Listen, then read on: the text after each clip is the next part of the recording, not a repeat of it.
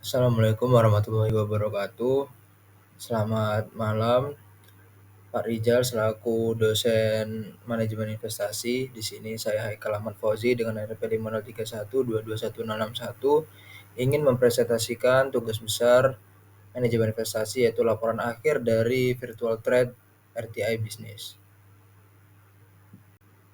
Oke, yang pertama kita akan membahas tentang performa investasi yang sudah saya lakukan selama kurang lebih 1 minggu. Saya start di hari Minggu tanggal 1 Desember 2024 dan selesai di hari Jumat tanggal 6 Desember 2024. Nah, selama 1 minggu itu saya sudah melaksanakan 22 transaksi yang saya akses di Fitrade dari RTI Business. Oke, selanjutnya ada rincian dan rekap transaksi yang sudah saya lakukan selama 1 minggu terakhir.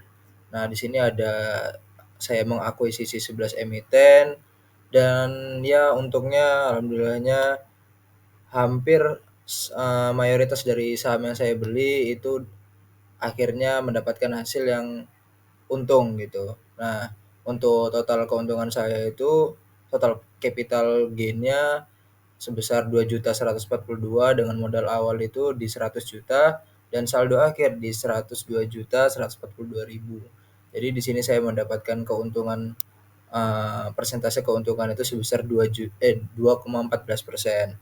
Nah, di sini untuk persentase kerugian terbesar itu ada di ADES. Saya rugi sebesar 275.000 dengan persentase minus 2,8%. Oke, selanjutnya masuk ke analisis emiten saham. Jadi saham-saham yang saya beli itu tentu pasti ada hal yang harus dianalisis sebelum saya membeli saham tersebut atau setelah saya mengakuisisi saham tersebut. Nah, analisis ini berguna untuk kalau misalnya kita mau beli saham, terus kita mau menjual saham untuk menunggu momentum-momentum yang tepat. Nah, kita harus melakukan analisis ini. Nah, analisis yang saya lakukan itu ada beberapa analisis seperti analisis fundamental, terus ada analisis teknikal, dan juga analisis sentimen pasar. Oke, yang pertama kita masuk ke analisis fundamental dulu. Nah, di analisis fundamental saya mencoba untuk menganalisis dari dua perusahaan yang saya akuisisi, yaitu ada PT Telkom dan PT Perusahaan Gas Negara atau PGAS.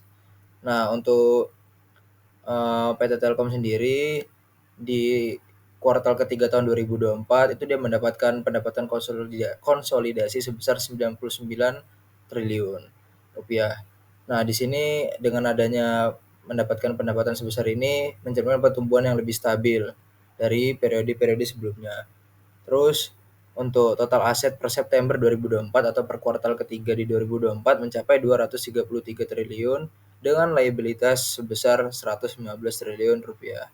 Nah, yang nggak kalah penting juga ada rasio keuangan. Jadi rasio keuangan yang saya pakai di sini ada price to earning ratio. Untuk Telkom ini berada di 11,81 kali per Juni 2024. Nah, di sini PE-nya Telkom ini menunjukkan valuasi yang menarik dibandingkan rata-rata di industri sejenis. Terus ada PBV atau price to book value tercatat di 2,71 kali yang mengindikasikan saham Telkom ini under value. Terus ada kita lanjutkan analisis fundamental PGN atau perusahaan gas negara atau PGAS. Nah, PGAS ini pada semester pertama 2024 mencatatkan laba bruto sebesar 407 juta US dollar. Nah, di sini dia meningkat 10,63% dibanding periode yang sama pada tahun sebelumnya. Terus juga rasio keuangannya di sini PE rasio PGAS berada pada 6,7 kali. Nah, angka ini lebih rendah dibandingkan rata-rata industri energi atau di industri sejenisnya, yang menunjukkan valuasi yang relatif murah dan potensi pengambilan investasi yang cukup tinggi. Nah, di sini price to book value-nya PGAS tercatat sebesar 0,86 kali yang menunjukkan harga saham yang dikasih itu lebih rendah dibandingkan nilai buku atau book value per sahamnya. Oke, sekarang lanjut analisis yang nggak kalah penting, yaitu ada analisis teknikal. Yang pertama kita akan menganalisis teknikal dari BYN atau PT Bayan Resources Tbk. Nah, jadi Di sini saya menggunakan analisis moving average atau MA, dan pada PTBN ini pada awal Desember, moving average-nya pada periode 9 dan 1 itu mengindikasikan adanya tren bullish atau tren untuk naik pada tanggal 3 Desember, awal Desember. Nah, pada tanggal 3 Desember itu terjadi juga namanya golden cross. Ini bisa kita gunakan ketika kita menggunakan analisis moving average cross. Apa itu golden cross? Ya, golden cross itu adalah persilangan antara moving average untuk moving average 9 di atas moving average 21 yang menandai awal potensi kenaikan harga atau awal potensi kenaikan tren. Nah, tren ini terus berlanjut hingga 6 Desember dengan MA9 itu tetap di atas MA21 yang mengonfirmasi adanya momentum bullish. Nah, dari awal Desember, jadi saham ini saya beli di awal Desember sekitar 1 September hingga 6 Desember harganya itu naik dari kisaran 19.150 per lembarnya menjadi 19.850. Nah, tren bullish ini juga didukung dari volume perdagangan yang meningkat yang mencerminkan minat beli yang tinggi. Selanjutnya kita masuk ke analisis teknikal dari BBCA. Jadi ini analisis teknikal yang saya gunakan ini masih sama di menggunakan moving average, yaitu pada 2 Desember moving average 9 itu berada di bawah moving average 21 yang menandakan dominasi tren bearish atau dominasi tren yang akan turun, yang sejalan dengan penurunan harga hingga 9.950 per lembarnya. Namun pada tanggal 3 Desember terjadi golden cross atau persilangan MA9 dengan MA21. Nah, ini yang mengindikasikan potensi pembalikan tren menjadi tren bullish atau tren naik. Setelah golden cross, tren bullish ini berlanjut didukung oleh kenaikan harga dari 9.950 per lembar hingga di puncaknya pada tanggal 5 Desember 10.300. Nah, di situ di tanggal 5 Desember itu juga saya mulai menjual BBCA ini karena di situ sudah mulai puncaknya pada tanggal 5 Desember. Nah, di situasi ini ada namanya pola higher highs dan ada pola higher lows yang pada grafik tersebut mencerminkan minat beli yang kuat dan diperkuat juga volume perdagangan yang melonjak pada tanggal 3 Desember. Oke, sekarang kita menganalisis analisis teknikal dari saham yang nggak kalah hype di pasar saham, yaitu adalah Adro.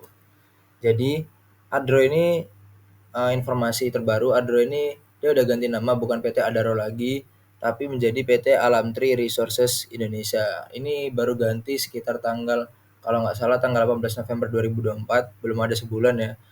Nah, untuk analisis teknikalnya sendiri, Adro ini MA9, moving average 9, memotong MA21 dari bawah ke atas, yang itu mengindikasikan namanya ada golden cross pada tanggal 2 Desember. Nah, yang mengindikasikan potensi perubahan tren menuju bullish. Nah, setelah golden cross, harganya ini sempat mengalami kenaikan ditandai dengan candle hijau yang bisa kita lihat di sini. Tren ini juga terlihat menyentuh level tertinggi di harga 2.330 per lembar. Nah, memasuki periode keempat hingga 6 Desember, pergerakan harga cenderung sideways atau naik turun dengan fluktuasi yang kecil. Jadi bisa dibilang masih cenderung stabil. Garis MA9 dan MA21 itu beberapa kali berpotongan, persilangan kecil atau whipsaw yang menunjukkan kurangnya tren dominan baik bullish ataupun bearish. Jadi cenderung stabil gitu. Jadi ini saham yang cocok ya kalau misalnya nanti kalian mau investasi atau mau sekedar trading biasa karena pergerakannya tidak sefluktuatif itu. Nah, sekarang masuk untuk analisis teknikal saham yang terakhir. Di sini ada saham dari PT Golden Energy Mines atau GEMS. Nah, saham GEMS ini mengalami golden cross juga pada tanggal 2 Desember dan menandakan adanya potensi awal tren bullish di awal Desember. Bisa dilihat di grafiknya di situ. Memang di 3 Desember itu harganya langsung melonjak naik ya. Kenaikan harganya itu mencapai level 11.100 per lembar. Dari sebelumnya itu masih di harga sekitar 10 ribuan. Nah, setelah mencapai puncak, harganya itu mulai menunjukkan pelemahan. moving average 9 itu berbalik arah mendekati moving average 21 sehingga terjadi dead cross pada tanggal 5 Desember. Dead cross itu perpotongan MA9 dan MA21 yang menuju ke bawah gitu.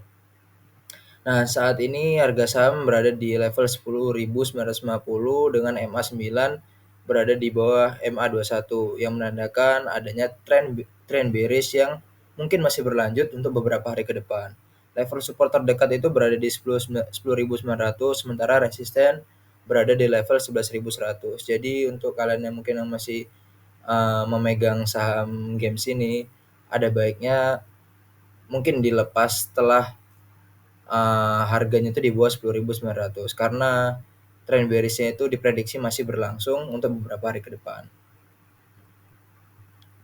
Terus kita masuk ke analisis sentimen pasar. Jadi analisis sentimen pasar ini banyak ditujukan kepada orang-orang yang mungkin suka baca berita, terus yang mengikuti pasar, mengikuti kegiatan-kegiatan yang ada di pasar saham atau mungkin operasional dari perusahaan itu sendiri. Nah, di sini saya menggunakan 2 emiten yang udah saya beli sebelumnya juga. Yang pertama ada PT Astra Internasional atau ASI dan juga PT Bank Jago dengan kode ARTO. Nah, untuk PT Astra ini sendiri pada tahun 2023 dia itu mencatatkan peningkatan pendapatan sebesar 5% menjadi 316 triliun dan laba bersih juga naik sebesar 16% menjadi 33,84 triliun. Nah, adanya kinerja positif ini juga didukung oleh tingginya penjualan mobil di segmen MPV dan SUV serta pengembangan kendaraan listrik karena kendaraan listrik lagi ramai-ramai sekarang seperti Toyota BZ4X dan Lexus UX. Nah, tapi bukan berarti kinerja positif ini nggak ada tantangan yang harus dilakukan gitu. Nah, ada tantangan juga yang dihadapi pada tekanan harga saham yang baru-baru ini turun dari harga 5.150 dan dengan kisaran harga tahunan itu dari 4.290 hingga 5.750. Bisa dinilai itu cukup fluktuatif ya.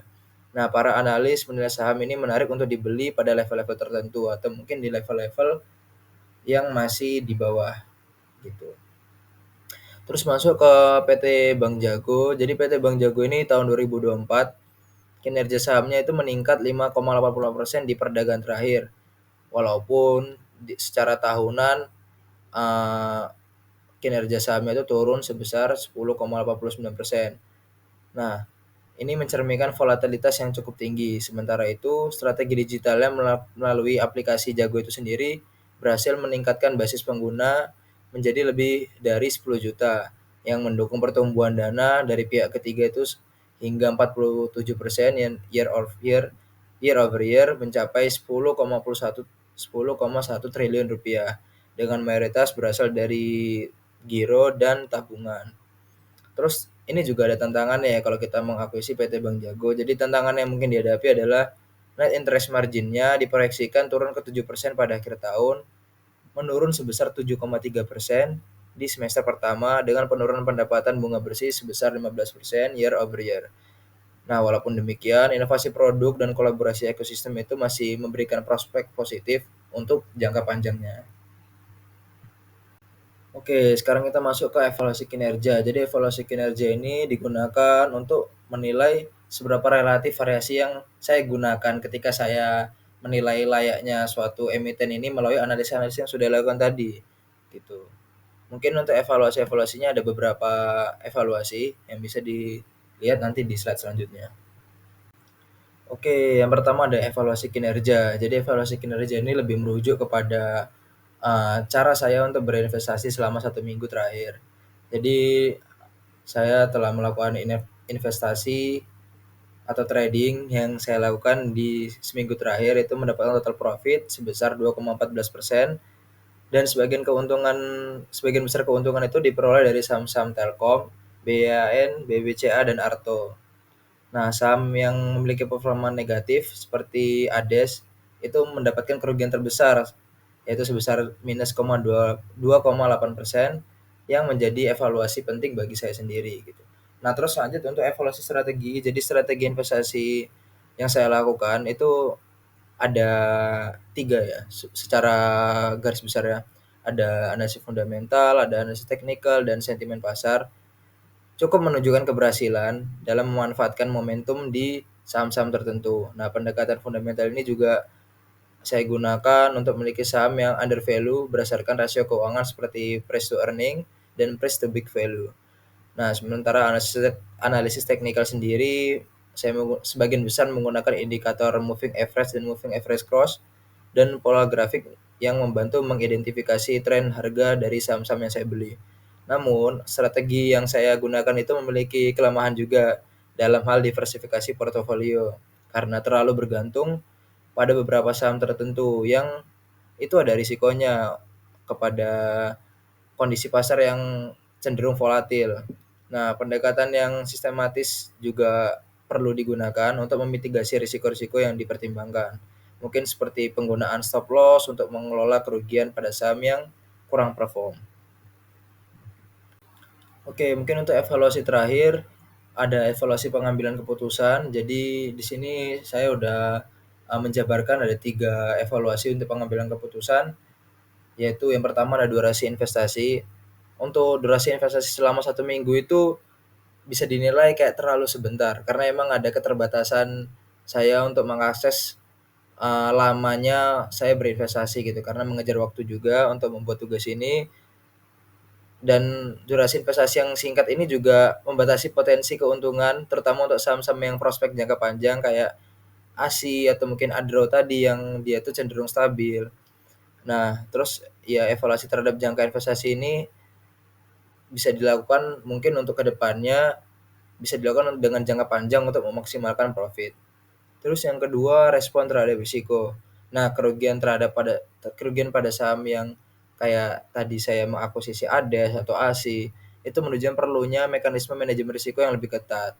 Jadi, saya mengharuskan diri saya sendiri untuk kalau jika saya berinvestasi kembali, saya membutuhkan analisis teknikal atau mungkin fundamental yang lebih dalam, eee, yang lebih banyak supaya meminimalisir risiko yang terjadi gitu. Nah, penggunaan alat seperti trailing stop atau mungkin alokasi aset yang lebih konservatif itu dapat membantu mengurangi dampak-dampak negatif yang saya dapatkan ketika saya berinvestasi di saham-saham tertentu. Terus yang ketiga adalah analisis sentimen pasar. Jadi analisis sentimen pasar sendiri, pemanfaatannya itu cukup berhasil, mungkin pada saham seperti saham Arto, tapi perlu pemahaman lebih mendalam tentang korelasi antara sentimen dan fluktuasi harga untuk meningkatkan aturan prediksi. Karena analisis sentimen pasar ini kita nggak bisa langsung kayak percaya misalnya ada berita suatu saham ini bakal naik karena adanya operasional yang meningkat, itu nggak berarti harga saham ini akan langsung meningkat gitu. Jadi kita butuh analisis lebih lanjut, butuh pendalaman lebih lanjut untuk meyakinkan kalau misalnya saham yang akan kita beli ini benar-benar prospeknya bagus gitu. Oke, dari sekian analisis dan penjelasan yang saya jelaskan, yang saya jabarkan dari tadi, saya mengucapkan terima kasih untuk Pak Rizal selaku dosen manajemen investasi dan semua yang menonton di YouTube saya. Ya ini saya minta maaf kalau misalnya ada kekurangan atau ada kesalahan, mungkin mohon koreksinya juga karena ini adalah tugas besar. Jadi saya mohon untuk kritik dan sarannya juga. Ya terima kasih dan wassalamualaikum warahmatullahi wabarakatuh.